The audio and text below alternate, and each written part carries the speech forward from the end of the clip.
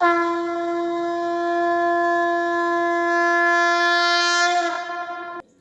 गीता के दूसरे अध्याय में भगवान श्री कृष्ण ने अर्जुन को जीवन और मृत्यु के बारे में जो बातें बताई हैं उसे साख्य योग के रूप में संकलित किया गया है। तो आइए सुनते हैं अध्याय 2। अर्जुन कहे श्री कृष्ण को, सुनो कृष्ण भगवान, देखना चाहूं जो आज मैं दोनों सेन महान जो वीर लड़ने आए, क्या क्या उनके नाम सेना संग कितनी लाए। रथ मेरे को ले चलो दो सेना दरम्यान, बेजर मानो ममः कथन, सुनो कृष्ण भगवान। महर्षि वेद व्यास के वरदान स्वरूप मिली दिव्य दृष्टि से देखते हुए संजय बोले, हे राजन, अर्जुन का हृदय दया के भाव से भर चुका है। उसके नेत्र अश्रुओं से भरे हुए हैं। वह रुदन करते हुए व्याकुलता की चरम सीमा तक पहुंच गया है। भगवान श्री कृष्ण उसे ढाढ़स बताते हुए कह रहे हैं, हे पार्थ, युद्ध के ऐसे विकट समय में तेरे मन में दुख और विषाद की भावना कहाँ से उत्पन्न हो गई। इस प्रकार के विचार मन में मत आने दे। ऐसी बातों से ना तो स्वर्ग की प्राप्ति होती है और ना ही कीर्ति होती है। हे अर्जुन, इस समय नपुंसकों के समान बुद्धि की आवश्यकता नहीं। तू तत्व की बात नहीं समझ पा रहा। हे श्रेष्ठ धनुर्धर, अपने हृदय से नीच बुद्धि का त्याग करके युद्ध के लिए खड़ा हो। भगवान श्री कृष्ण के श्रीमुख से ऐसे वचन सुनकर अर्जुन ने कहा, हे देवकी नंदन, गुरु द्रोणाचार्य और भीष्म पितामह तो मेरे परम पूज्य हैं। इनकी तो मुझे आराधना करनी चाहिए। गुरु द्रोणाचार्य तो मेरे शीश की दक्षिणा के योग्य हैं और भीष्म पितामह के चरणों की रज में मेरा सुख तथा कल्याण है। मैं इन पर बाणों की वर्षा कैसे करूं? अपने इन दोनों महागुरुओं को मारकर मेरा कैसे कल्याण हो सकता है? इनका वध करके जो राज्योचित सुख मिलेगा वह मेरे इन महागुरुओं के रक्त से रंजित होगा। ऐसा करके ना तो मुझे सुख की प्राप्ति होगी और ना ही मेरे लिए ये कल्याणकारी होगा। हे वासुदेव नंदन, गुरुवत से बड़ा संसार में कोई पाप नहीं। ऐसा पाप करने से अच्छा है कि मैं राज्य सुख को त्याग कर भिक्षा के द्वारा मिले अन्न से अपना निर्वाह करूं। मेरी समझ में नहीं आ रहा कि क्या करूं और क्या ना करूं। यह भी तो निश्चित नहीं कि विजय श्री की प्राप्ति हमें ही होगी। मेरे सामने धृतराष्ट्र के जो पुत्र खड़े हैं वे युद्ध के लिए काफी लालायित दिख रहे हैं। उनका वध करके भी कल्याण संभव नहीं होगा। आपने मुझसे नीच बुद्धि को त्याग देने के लिए कहा है, लेकिन नीच बुद्धि क्या होती है मैं नहीं जानता। मैं इस समय ऐसा मूर्ख और बुद्धिहीन हो गया हूँ जो धर्म अधर्म को नहीं समझ पा रहा है। धर्म क्या है और अधर्म क्या है? हे गुरुवर, मैं इस समय अशिक्षित हो गया हूँ और शिक्षा के योग्य हूँ। मैं मन वचन और कर्म से आपकी शरण में आया हूँ। इस समय आप मुझे अपना शिष्य समझकर आप मुझे ज्ञान दान दें जिससे मेरा डर दूर हो जाए। हे प्रभु, इस शोक से मेरी इंद्रियां सूखी जा रही हैं। मुझे ऐसी कोई राह नजर नहीं आ रही जिस पर चलकर मेरा द्रवित और दुखी मन शोक से दूर हो सके। हे श्री कृष्ण, यदि पृथ्वी का धन्य धान्य से परिपूर्ण और निष्कंटक राज्य और देवलोक की सामग्री भी पा जाऊं, तब भी इन सब का वध करके मेरे शोक का निवारण संभव नहीं। मातृभूमि का राज्य तो मेरे लिए तुच्छ ही है। कुछ क्षण खामोश रहने के बाद संजय बोले, हे राजाधिराज। यह कहकर अर्जुन चुप हो गया कि मैं किसी भी प्रकार इनसे युद्ध नहीं कर सकूंगा। तब भगवान श्री कृष्ण मुस्कुराते हुए अर्जुन को समझाने लगे, हे अर्जुन, विवेकी बन। विवेकी पुरुष किसी वस्तु की चिंता नहीं करते। तू व्यर्थ ही ऐसे लोगों के लिए शोक कर रहा है जिनके लिए तेरा शोक करना बुद्धिमानी नहीं है। जिन्हें मारने के लिए तू शोकग्रस्त है वो तेरा भ्रम है। यह पहले भी थे, आज भी हैं और भविष्य में भी रहेंगे। यह तो सिर्फ आत्मा है जो बोलती है। आत्मा अविनाशी है। शरीर से आत्मा का निकल जाना ही देह का मरण है और यही धर्म है। इसलिए बुद्धिमान शोकाकुल नहीं होते। जीवन तो जन्म मरण के मध्य की अवस्था है।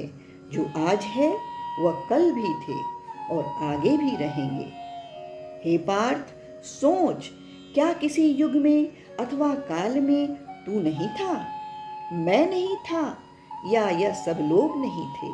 भगवान श्री कृष्ण ने अर्जुन से कहा, हे अर्जुन, शरीर पैदा भी होते हैं और उनका विनाश भी होना निश्चित है, मगर आत्मा अमर है, उसे कोई नहीं मार सकता। वह तो निराकार और मर्यादा रहित है। हे धनुर्धर, यदि कोई यह कहता है कि वह मेरे द्वारा मारा गया तो यह मूर्खतापूर्ण बात होगी, क्योंकि ना तो कोई मरा है और ना ही किसी ने मारा है। आत्मा ना जन्म लेती है ना मरती है। आत्मा तो अजर अमर है, जन्म मरण से रहित है। जैसे पुराना वस्त्र उतारकर नया वस्त्र पहन लिया जाता है, उसी प्रकार आत्मा पुरानी देह को त्याग कर नई देह में प्रवेश कर जाती है। आत्मा को न जलाया जा सकता है, ना किसी शस्त्र से काटा जा सकता है, ना ही जल में डुबोया जा सकता है। आत्मा तो सर्वव्यापी है, हर जीवित प्राणी की देह में है। आत्मा निराकार है, इसलिए इसे किसी ने भी नहीं देखा। हे पार्थ, जिसने आत्मा को इस प्रकार जान लिया उसे किसी की चिंता नहीं होती। यह सब मैंने तुझे आत्मा के विषय में बताया है। हे महाबली, यदि तू आत्मा को इस प्रकार से न जाने तब भी किसी की चिंता मत कर, क्योंकि जो इस मृत्युलोक में आया है उसे एक दिन मौत की सेज पर लेटकर जाना ही होगा, और जो मरेगा उसका जन्म भी निश्चित है। हे पार्थ, शरीर में जो आत्मा विराजमान है वह सदैव अवधनीय है, इसलिए मृत प्राणी के लिए शोक करना उचित नहीं है। श्री कृष्ण ने कहा, हे धनुर्धर, तूने क्षत्रिय कुल में जन्म लिया है, इसलिए अपनी क्षत्रिय धर्म का पालन करते हुए युद्ध कर। युद्ध कर्म से ही क्षत्रिय का कल्याण होता है। जो क्षत्रिय युद्ध भूमि में वीर गति को प्राप्त होते हैं उनके लिए स्वर्ग के द्वार सदैव खुले रहते हैं। अतः तू युद्ध कर। यदि तू युद्ध नहीं करेगा तो अपने कर्तव्य से विमुख और कायर समझा जाएगा। तेरी कीर्ति कलंकित हो जाएगी। लोग लंबी अवधि तक तेरी अपकीर्ति का बखान करेंगे, जो किसी भी वीर पुरुष के लिए मरण समान है। वह योद्धा जो तुझे एक वीर धनुर्धर के रूप में देखते हैं, वहीं तुझे युद्ध से विमुख हो जाने वाला कायर कहेंगे। तेरे शत्रु तेरी निंदा करेंगे। एक वीर योद्धा के लिए इससे बड़ा दुख क्या हो सकता है। इसलिए हे अर्जुन, युद्ध करना ही तेरे कुल और मर्यादा के लिए शोभनीय है। यदि तू युद्ध में वीर गति को प्राप्त होता है तो स्वर्ग का सुख भोगेगा, और यदि विजयी हुआ तो पृथ्वी का सुख भोगेगा। अतः हे पार्थ, अपना धनुष उठा और युद्ध कर। यदि स्वर्ग या राज्य प्राप्ति की इच्छा मन में ना हो तो भी सुख दुख, लाभ हानि, जय पराजय सबको एक समान मानकर युद्ध कर। किसी भी प्रकार से पाप का भागीदार नहीं बनेगा। इस समय युद्ध करना ही तेरा वैभव है। संजय ने कुछ देर खामोश रहने के बाद कहा, हे राजन, भगवान श्री कृष्ण अर्जुन को ज्ञान योग का उपदेश देने के बाद कर्म योग का उपदेश देते हुए कह रहे हैं कि हे पार्थ, ज्ञान योग के विषय में बताने के पश्चात अब मैं तुझे कर्म योग के विषय में बताता हूँ। इसको सुनने समझने से प्राणी जन्म मरण के बंधनों से मुक्त हो जाता है और जो प्राणी कामना रहित होकर कर्म करता है वह भव बंधन से मुक्ति पा लेता है। मेरा जो भक्त सदैव मुझे ही पुकारता है, मुझसे ही प्रेम करता है और अपने सब कर्म मुझे ही अर्पण कर देता है, मैं निश्चय ही उसका उद्धार करता हूँ। मेरा भक्त मेरी अर्चना गलत ढंग से भी करता है, तब भी मैं समझ लेता हूँ कि वह मेरे प्रेम में रंगा हुआ है। मर्यादा पुरुषोत्तम राम ने अपने प्रति भीलिनी की भक्ति और प्रेम को देखकर उसके जूठे बैर खाए थे। वह मेरा इससे पहला अवतार था। हे वीर पराक्रमी अर्जुन, मैं भक्त के भाव देखकर ही प्रसन्न हो जाता हूँ। उसकी भक्ति देखने में अवश्य थोड़ी है, लेकिन मेरे लिए पर्याप्त है। मेरा भक्त मुझे एक तुलसी दल अथवा मेरे नाम का एक माला नतमस्तक होकर जप लेता है। यह भावना थोड़ी अवश्य है, लेकिन इसका परिणाम या फल बहुत बड़ा है। मेरा ऐसा भक्त जीवन मरण का बंधन काटकर मेरे अविनाशी पद में विलीन हो जाता है। हे अर्जुन, मेरे भक्तों को केवल मुझसे प्रेम है। उन्हें मेरे चरण कमलों के प्रति प्रीति है। मेरे अलावा किसी दूसरे को नहीं मानते। मेरे नाम के अलावा उनके मुख से कोई अन्य स्वर नहीं निकलता तथा मेरे नाम के सिवाय कुछ और सुनना भी पसंद नहीं करते, क्योंकि यह उनका दृढ़ आत्मिक निश्चय है।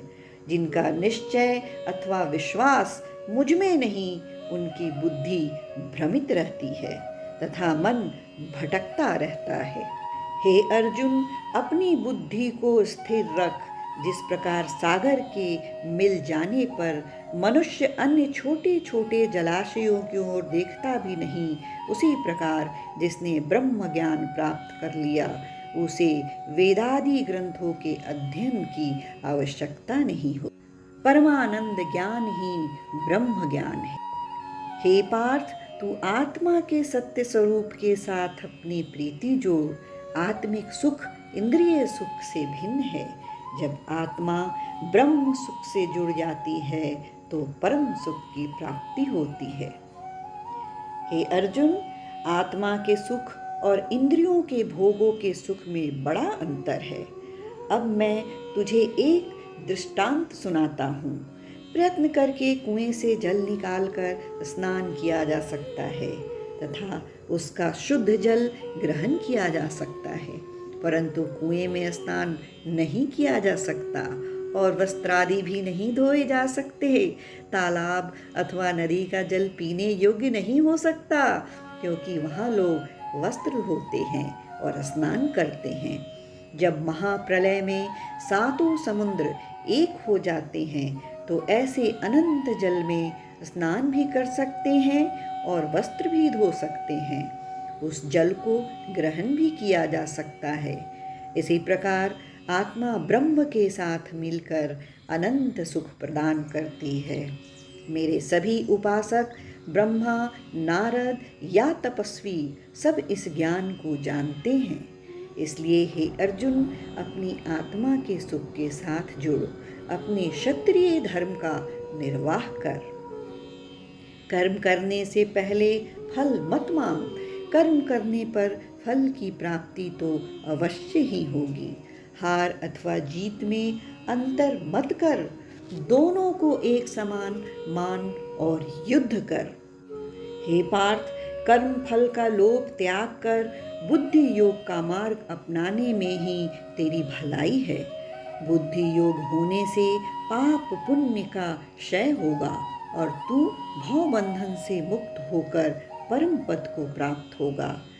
परमात्मा में अपनी बुद्धि रख तथा समत्व योग तथा समाधि योग की प्राप्ति होगी।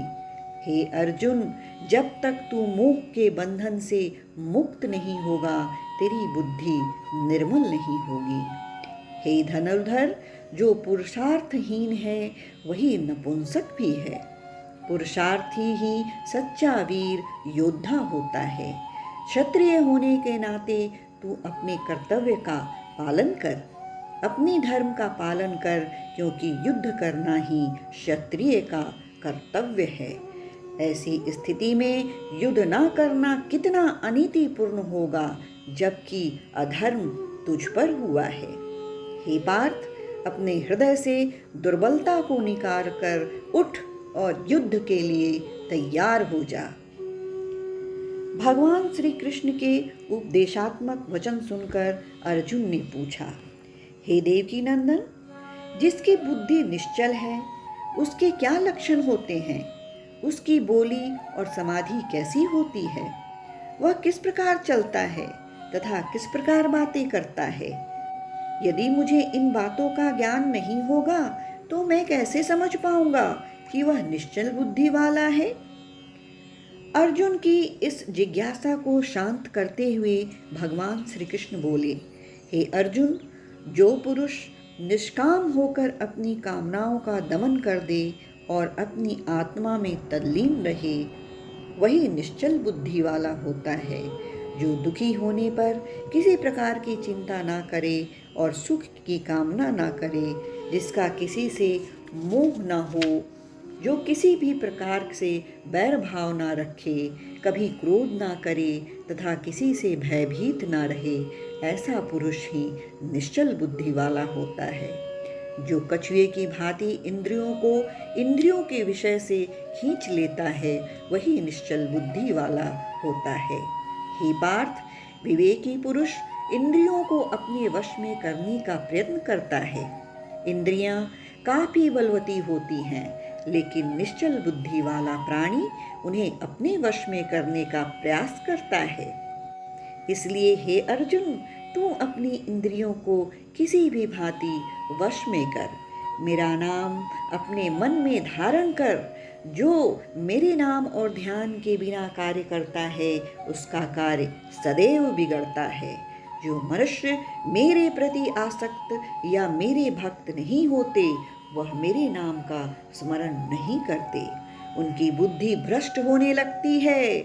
वे विषयों में आनंद तलाशते हैं और कामनाग्रस्त होकर अपने जीवन का सद्मार्ग ही मोड़ लेते हैं। अर्थात उनके मन में अनेक कामनाएं जन्म लेती हैं। जब कामनाओं की पूर्ति नहीं होती, तभी क्रोध उत्पन्न होता है। क्रोध से लोभ तथा मोह पैदा होते हैं, जिससे चैतन्यता का नाश होता है, और चैतन्यता के नाश होने से उसका भी नाश हो जाता है। जब बुद्धि भ्रष्ट या नष्ट होती है, तो वह पशु समान हो जाता है। इसलिए मेरे भक्त सांसारिक मनुष्यों का साथ कभी नहीं करते। हे पार्थ, जो जीव इंद्रियों को अपने वश में करके भगवत परायण होता है, उन्हें सांसारिक दुख एवं विकार कभी नहीं सताते। जिन्होंने मेरी आज्ञा से मिला शोक मेरा प्रसाद समझकर भोगा, उन पर मेरी अपार कृपा रहती है। मेरी कृपा से उनके तन मन के हर छोटे बड़े दुख का नाश होता है।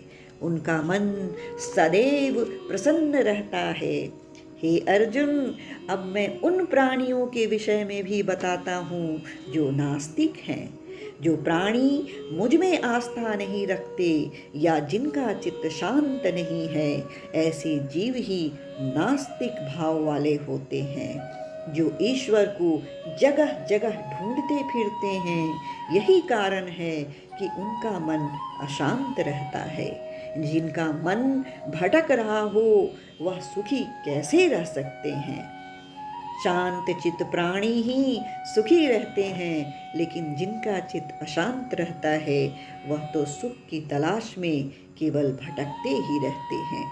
हे पार्थ, जब प्राणी रात्रि के समय सोता है, उस समय योगी का दिन प्रारंभ होता है। जब प्राणी का दिन होता है तब योगी के लिए रात होती है।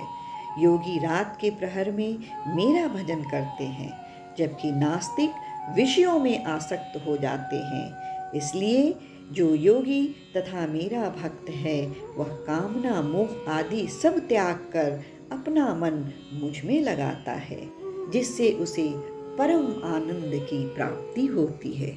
इस तरह भगवद गीता का ये दूसरा अध्याय समाप्त होता है।